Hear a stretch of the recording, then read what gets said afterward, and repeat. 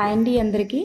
ఈరోజు మనం నేర్చుకోబోతున్నవి సైకాలజీ నుంచి చాలా ఇంపార్టెంట్ అయినటువంటి ప్రాక్టీస్ బిట్స్. ఇవి మనకి ప్రతి ఎగ్జామ్లో కూడా ఈ బిట్స్ అనేటటువంటివి కవర్ అవుతున్నాయి కాబట్టి చివరి వరకు చూడండి. ఇవి మనకి చాలా ఇంపార్టెంట్. ఒక పదం వాటి యొక్క అర్థ వివరణ, అంటే ఒక అర్థ వివరణకు సంబంధించి మరి ఏ పదానికి వర్తిస్తుంది అనేది ఒకసారి చూద్దాం. ఇలాంటి మరిన్ని బిట్లు మీరు ప్రాక్టీస్ చేయాలి అని అనుకుంటే కనుక పక్కన ఉన్నటువంటి యాప్ని చూడండి. ఈ యాప్ లింక్ అనేటటువంటిది మనకి డిస్క్రిప్షన్లో ఇస్తున్నాను. ఈ యాప్ ద్వారా మీరు మరిన్ని బిట్లని ముందుగానే ప్రాక్టీస్ చేయవచ్చు. అలాగే ఏపీ అండ్ టీజీ టెట్ వాళ్ళకు సంబంధించినటువంటి ఎవ్రీ లెసన్, ఇంకా ఏపీ టెట్ అయితే న్యూ టెక్స్ట్ బుక్స్ అనేటటువంటివి చేంజ్ అయ్యాయి కాబట్టి న్యూ సిలబస్ నుంచి కూడా నేను బిట్స్ అనేటటువంటివి అందులో అప్లోడ్ చేయడం జరుగుతుంది. మీరు తక్కువ ధరకే మీరు యాప్ ద్వారా ప్రాక్టీస్ చేయొచ్చు. ఇక్కడ ఫస్ట్ బిట్ మనం చూసుకున్నట్లయితే జాన్ లాక్ మొదటిగా ఉపయోగించినటువంటి శూన్య మనోఫలకం అనే అర్థాన్ని ఇచ్చేటటువంటి పదం ఏది? శూన్య మనోఫలకం అనేటటువంటి అర్థాన్ని ఇచ్చేటటువంటి పదం ఏది? ఎవరు ఉపయోగించారు? శూన్య మనోఫలకం అంటే టాబ్యులారాసా అని చెప్పేసి, మనకి టాబ్యులారాసా అంటే మాత్రం మనకు అర్థమవుతుంది. శూన్య మనోఫలకం అంటే అర్థం కాదు. సో టాబ్యులారాసా అనేటటువంటి అర్థాన్ని ఇచ్చే పదం ఏది అంటే టాబ్యులారాసా. నెక్స్ట్ వన్, ఉద్దీపన పట్ల జీవి చూపించేటటువంటి ప్రతిచర్యను ఏమంటారు? ఉద్దీపన పట్ల జీవి చూపించేటటువంటి ప్రతిచర్యను ఏమంటారు? ద రైట్ ఆన్సర్ ఈజ్ ప్రతిస్పందన. సమగ్రాకృతి, వ్యవస్థీకృత మొత్తం. సమగ్రాకృతి లేదా వ్యవస్థీకృత మొత్తం అనే అర్థాన్ని ఇచ్చేటటువంటి పదం ఏది? The right answer gestalt. అభ్యసనం మరియు పరిపక్వత వలన వ్యక్తిలో కలిగేటటువంటి అభివృద్ధికరమైనటువంటి గుణాత్మక మార్పును ఈ క్రింది విధంగా చెప్పవచ్చు.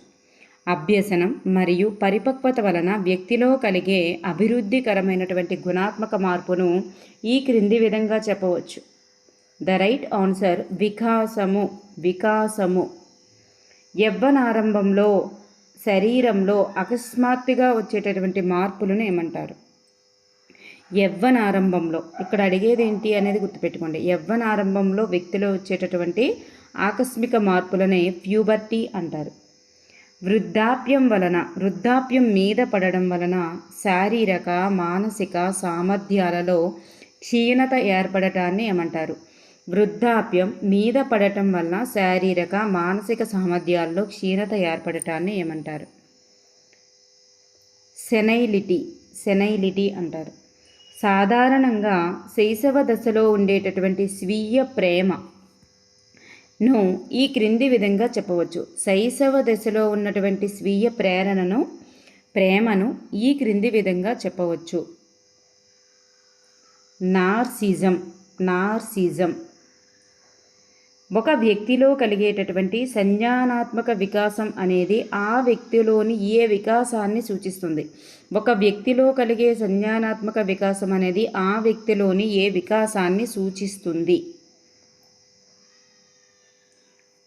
ఆలోచనను సూచిస్తుంది, వివేచనను సూచిస్తుంది, సమస్య పరిష్కారాన్ని కూడా సూచిస్తుంది. సో పైవన్నీ ఈజ్ ద రైట్ ఆన్సర్. ప్రతి తార్కిక ప్రక్రియ కూడా తిరిగి వెనుకకు చేయవచ్చు అని గ్రహించలేకపోవడాన్ని ఏమంటారు? ప్రతి తార్కిక ప్రక్రియ తిరిగి వెనుకకు కూడా చేయవచ్చు అని గ్రహించలేకపోవడాన్ని ఏమంటారు? విపర్యాత్మక భావన లోపం. తన చుట్టూ ఉన్నటువంటి ప్రపంచమంతా తన చుట్టూ కేంద్రీకరించబడిందని అనుకోవడం, స్వార్థపూరిత ఆలోచనలు ఉండడాన్ని ఏమంటారు? తన చుట్టూ ఉన్న ప్రపంచమంతా కూడా తన చుట్టూ కేంద్రీకరించబడిందని అనుకోవడం, స్వార్థపూరితమైన ఆలోచనలు ఉండడాన్ని ఏమంటారు? అహం కేంద్రవాదం. వస్తువు తన ఎదుట లేకపోయినా అది ఎక్కడో ఒక చోట ఉంటుంది అని అనుకోవడం ఏమిటి? వస్తువు తన ఎదుట లేదు, అయినా కానీ అది ఎక్కడో ఒక చోట ఉంటుంది అనే అనుకోవడాన్ని ఏమంటాం? వస్తు స్థిరత్వ భావన కలిగి ఉండడం. అది పియాజే ప్రకారం వస్తు స్థిరత్వ భావనను కలిగి ఉండడాన్ని సూచిస్తుంది. కొన్ని ఉద్దీపనలను చూసినప్పుడు వాటితో ముడిపడినటువంటి గత భావోద్వేగ అనుభవాలు గుర్తుకు రావడం. కొన్ని ఉద్దీపనలను చూసినప్పుడు వాటితో ముడిపడిన గత భావోద్వేగ అనుభవాలు గుర్తుకు రావడాన్ని ఏమంటారు? రెడెంటిగ్రేటివ్ మెమరీ. సగంలో ఆపివేసిన పనులు పూర్తి చేసిన పనుల కంటే బాగా గుర్తుండేటటువంటి ప్రక్రియ ఏమిటి? సగంలో ఆపివేసిన పనులు పూర్తిగా చేసిన పనుల కంటే బాగా గుర్తుండేటటువంటి ప్రక్రియను ఏమంటారు? జైగార్నిక్ ప్రభావం. పాక్షికంగా కానీ సంపూర్ణంగా కానీ క్రమక్రమంగా స్మృతిని కోల్పోయేటటువంటి ప్రక్రియను ఏమంటారు? పాక్షికంగా కానీ సంపూర్ణంగా కానీ క్రమక్రమంగా స్మృతిని కోల్పోయేటటువంటి ప్రక్రియను ఏమంటారు? ఆమ్నీషియా అంటారు. ఒక మానసిక ఆఘాతం లేదా శారీరక ఆఘాతం వల్ల ఒక వ్యక్తి ఒక్కసారిగా ప్రస్తుత వ్యక్తిగత జీవితం మర్చిపోయి వేరే ప్రదేశంలో కొత్త జీవితం ప్రారంభించడం మరియు పూర్వ జ్ఞాపకాలని మర్చిపోవడం. అటువంటి పరిస్థితిని ఏమంటారు? ప్యూగ్ అంటారు. కొత్త స్మృతికి పాత స్మృతి అడ్డుపడడం. ఏదైనా కొత్తది గుర్తుకు తెచ్చుకోవడానికి పాతది అడ్డుపడడం లేదా ప్రస్తుత స్మృతికి గత స్మృతి అడ్డుపడడం. గతంలో నేర్చుకున్న విషయాలు ప్రస్తుతం నేర్చుకునే కొత్త విషయాలు గుర్తు చేసుకోవడానికి ఆటంకం కలిగించడాన్ని ఏమంటారు? పురోగమన అవరోధం. కేవలం 1 లేదా 2 సెకండ్ల వరకు అంశాలు ధారణలో ఉండడం అది ఏ రకమైన స్మృతికి చెందుతుంది? సంవేదన స్మృతికి చెందుతుంది.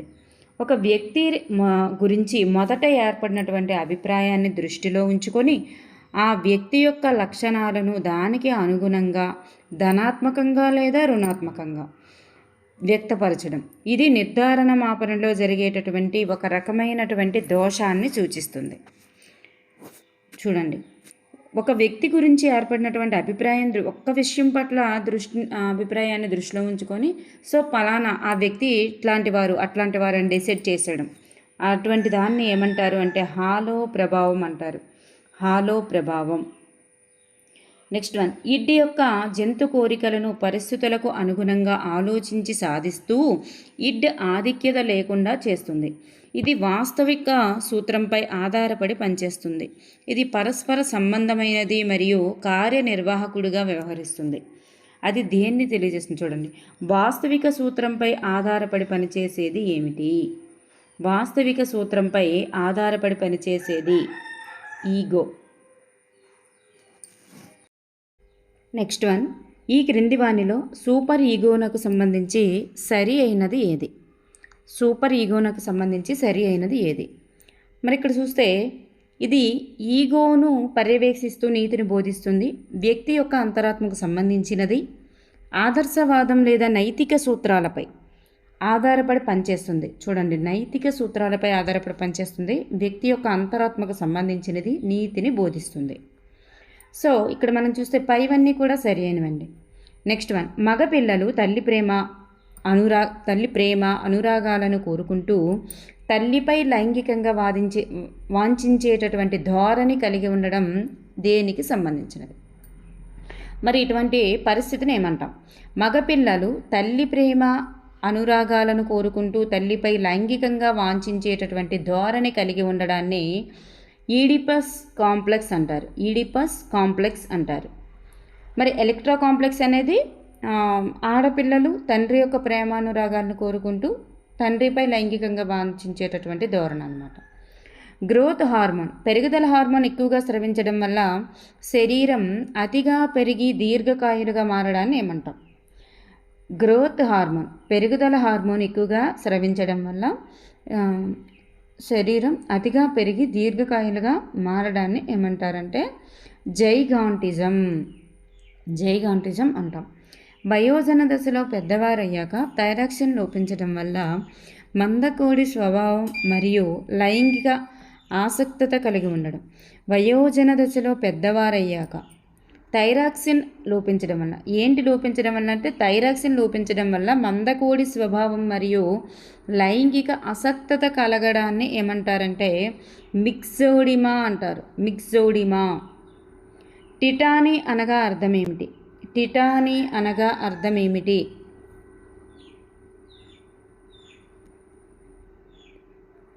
చూడండి, టిటానీ అనగా అర్థం ఏమిటంటే పారాథార్మోన్ ప్రభావం వల్ల కండరాలు విపరీతంగా ఉత్తేజపడి నిరంతరం సంకోచ స్థితిలో బిగుసుకుపోవడం.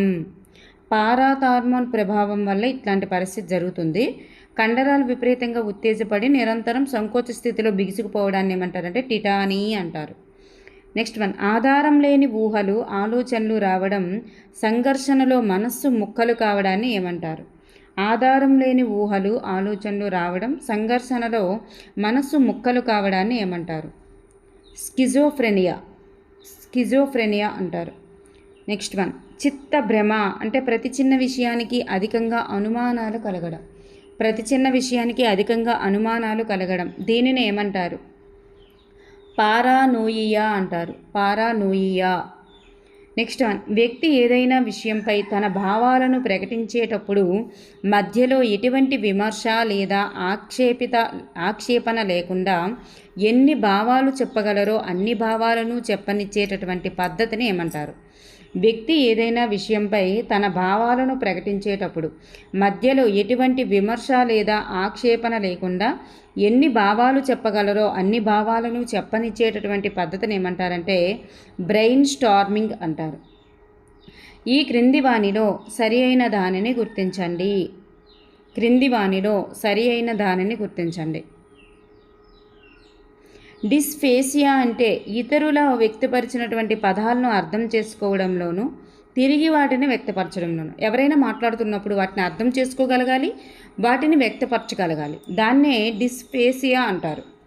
మరి అఫేసియా అంటే అట్లాంటి పరిస్థితి చేయలేకపోవడం. అంటే ఎదుటి వాళ్ళు మాట్లాడేటటువంటి అంటే భాషలో ఉండేటటువంటి పదాలను గ్రహించడంలోనూ, అంటే ఇక్కడ ఇతరులు మాట్లాడినప్పుడు అర్థం చేసుకోవడం వ్యక్తపరచడం అవుతుంది డిస్ఫేసియా. మరి అఫేసియా అంటే భాషలోని పదాలను గ్రహించడం వాడటంలో పూర్తి ఆసక్తిత కలిగి ఉండడం అఫేసియా అవుతుంది. భాషలోనమాట. మరి డిస్లెక్సియా అంటే చూసినది చదవడంలో శాబ్దిక నిశ్శబ్ద పఠనంలో ఏర్పడేటటువంటి లోపాలనే డిస్లెక్సియా అంటారు. సో పఠనంలోని లోపాలన్నమాట. సో ఇక్కడ పైవన్నీ కూడా సరి అయినవి. ఈ క్రింది వానిలో సరి అయిన దానినే గుర్తించండి. అలెక్సియా అంటే ముద్రణ. చూడండి ఇక్కడ యా అనేటటువంటిది ఇటు వచ్చేసింది. ముద్రణ రూపంలో ఉన్నటువంటి భాషను చదవడంలో ఆసక్తత కలిగి ఉండడం అలెక్సియా. డిస్గ్రాఫియా అంటే చూసి రాయడంలోనూ ఎక్కువ తప్పులు చేయడం డిస్గ్రాఫియా అయితే, అగ్రాఫియా రాయడంలో పూర్తి ఆసక్తత కలిగి ఉండడం అగ్రాఫియా. డిస్కాల్కులియా అంటే సంఖ్యలు రాయడంలో, చూడండి డిస్గ్రాఫియా అంటే రాయడంలో పూర్తి ఆసక్తత అయితే కాదు, గ్రాఫియా అంటే రాయడంలో పూర్తి ఆసక్తత అయితే కాదు. అది మనకు సరికాని సారీ ఇక్కడ మనకి ఏంటంటే గ్రాఫియా అనేది రాయడంలో ఆసక్తికి సంబంధించింది. Sorry for that. డిస్కాల్కులియా అనేది సంఖ్యలు రాయడంలో మరియు చదవడంలో గణిత ప్రక్రియలు చేయడంలో సమర్థత కాదు, అసమర్థత అంటే చేయలేకపోవడం, అసమర్థత. సో ఇక్కడ మనకి సరి అయిన దానిని కాదు, సరి కాని దానిని గుర్తించండి అని చూస్తే మనకి ఇక్కడ ఆప్షన్ 4 అనేటటువంటిది సరికాదు. ఓకే అండి, థ్యాంక్ యూ ఫర్ ఎవ్రీవన్.